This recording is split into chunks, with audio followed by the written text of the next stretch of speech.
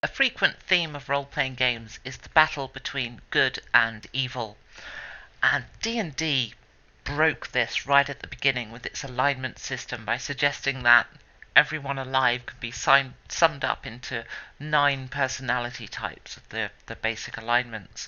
And I think in modern games, we've already reached the point where we should do away with it. And though I'm sure some people still use it and still love it, and I'm not really after the alignment debate here, because one of the other things that D&D I think oversimplifies is the definition of good and of evil.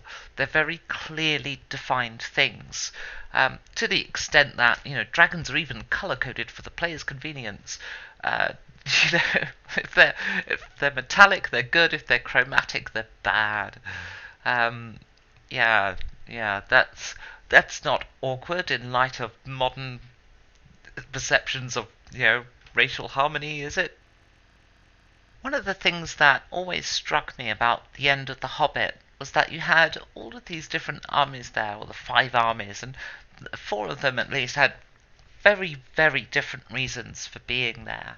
They weren't sort of there as it wasn't clearly defined as 2 sides. You had the dwarves at the elves' throats, and then of course they eventually come together to tackle the threat of the orc horde. But the point is, they were fighting each other first. There was that disharmony, and that's because good and evil doesn't really exist in that Boolean sense, in that true false, yes, no, good, evil. It's really much more fluid. It's about motivations and needs. And this is an important point for our world building. There's an old quote that one man's freedom fighter is another man's terrorist, and that's very true. I mean, when we look at the King of Rohan, for instance, he almost didn't come to the aid of Gondor at Minas Tirith because Gondor wasn't there at Helm's Deep. So I feel that very much everyone in the world should feel that they are the lawful good. They're following the laws that their morality guides them to follow, and that their morality says that this is the right thing to do. So for me, the orcs as normally presented in fiction are a little bit of a misnomer, because who in their right mind would go around like the Addams family? It doesn't really work for me. So instead, I prefer my orcs to consider themselves as a civilization, as and I don't necessarily have them quite as barbaric as D&D has them. I'll have an educated orc, but in a different way. An orc might be educated in martial skills like a monk, but more fighter class perhaps. But this concept of good and evil as presented in fantasy games is often, I feel, just a little bit too Boolean, and I prefer to just add more shades of grey than that. I prefer things to be a little less clear for exactly that reason. So instead, what I think works better is to have those different motivations. And nothing really exemplifies this as well as the elves in The Lord of the Rings and The Hobbit. Because the elven society, as Tolkien perceived them, he always wrote the elves as like his idyllic version of what society should be. Like, this is how we ought to be and how we could be, like our potential as a race. And that's really what the elves represented when he was writing them.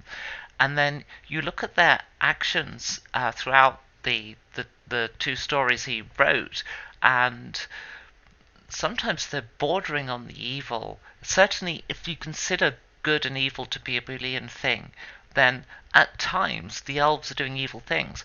They were, prepared to fight the dwarves because they wanted the jewels in the mountain. And although in the films they came to the aid of people at Helm's Deep, came to the aid of Rohan, that didn't happen in the books. So, and they really are. He flirts with this idea of their motivations and how their coldness to the plight of others, and that's something that I think is very important to capture. Because otherwise, you have this bland world of humans, elves, and dwarves going out on a jolly romp to slay the bad guys, and that doesn't really capture how a world should be. It needs to have those shades of grey. Preferably not 50 of them unless you're doing a Korean roleplay. Which brings us on to the cities themselves and how they should be populated. It stands to reason that if there isn't a clear distinction between a human, an elf, and a dwarf in terms of their individual motivations and character, then there certainly shouldn't be those same distinctions within the cosmopolitan makeup of any given city. And one of the things we're often very guilty of when we make a human city is we put in a number of dwarves, a number of elves, maybe even a dwarf quarter or something. But when we visit a dwarven city or an elven city, we often forget that the same things would happen, that there should be some humans in that city, that there should be some elves, possibly even some reasonably polite orcs. It depends just how black and white you're making the good and evil in your world, but certainly in a world of individual motivations, there's no reason why orcs couldn't be part of a society that's perhaps more civilized than we would normally associate with an orc. They may not be the most civilized person within it, but they could certainly be a part of that society.